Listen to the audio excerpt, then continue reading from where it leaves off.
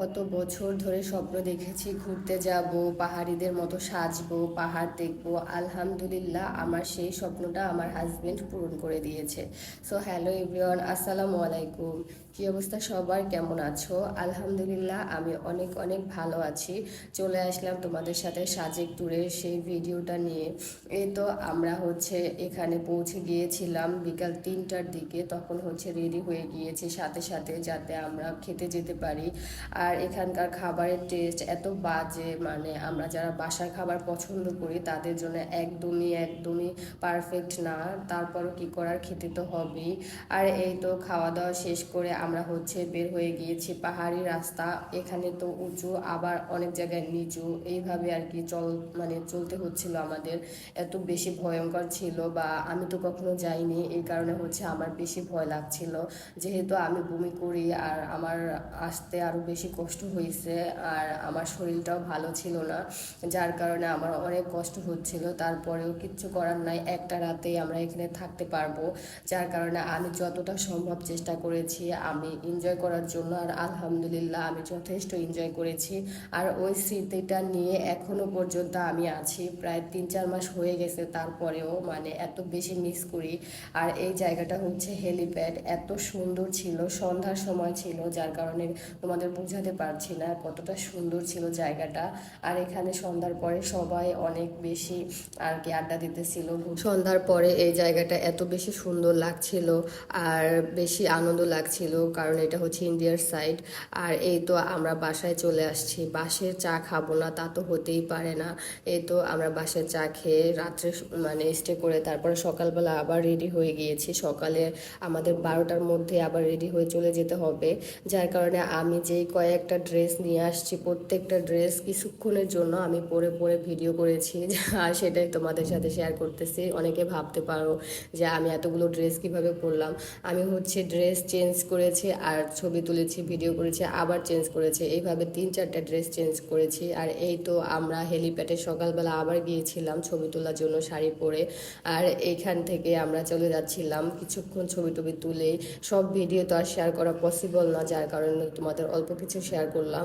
আর এখান থেকে আমাদের বাসা, যেখানে আমরা ছিলাম সেই হোটেলটা তোমাদেরকে দেখিয়ে দিচ্ছি। এইটা সেই হোটেল যেখানে আমরা ছিলাম।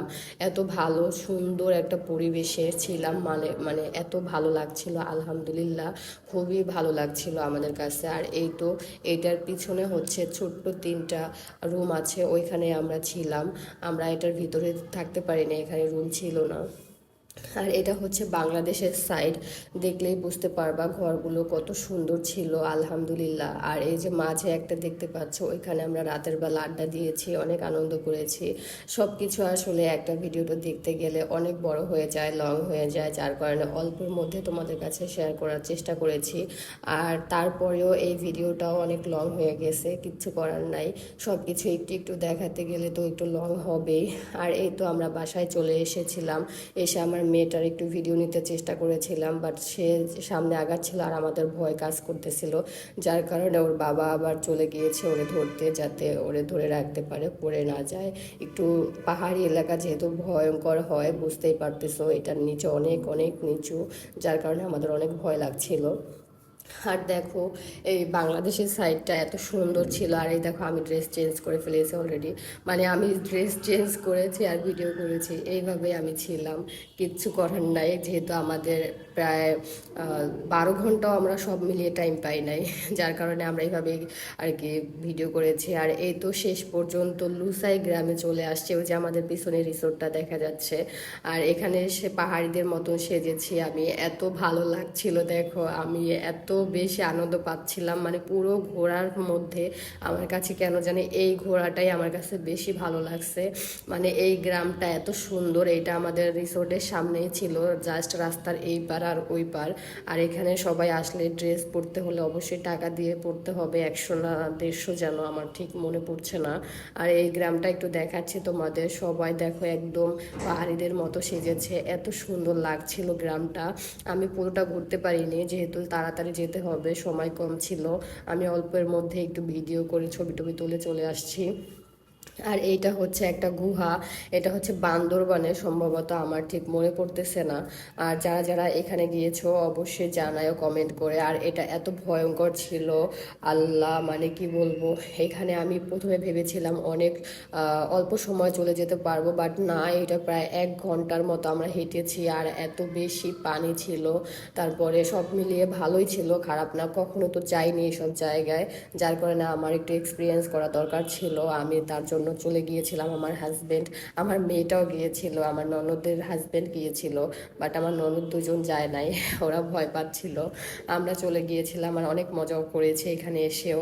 এই দেখো আমার মেয়েটাও চলে যাচ্ছিল, অন্ধকার ছিল জায়গাটা অনেক। এই যে সেই গুহা, যেই গুহা থেকে আমরা বের হয়েছি, আর সেটাই তোমাদের দেখাচ্ছিলাম। এত বেশি ভয়ঙ্কর ছিল, মানে আমি তো কখনো যাইনি, যার কারণে হচ্ছে আমার কাছে অনেক বেশি ভয় লাগছিল।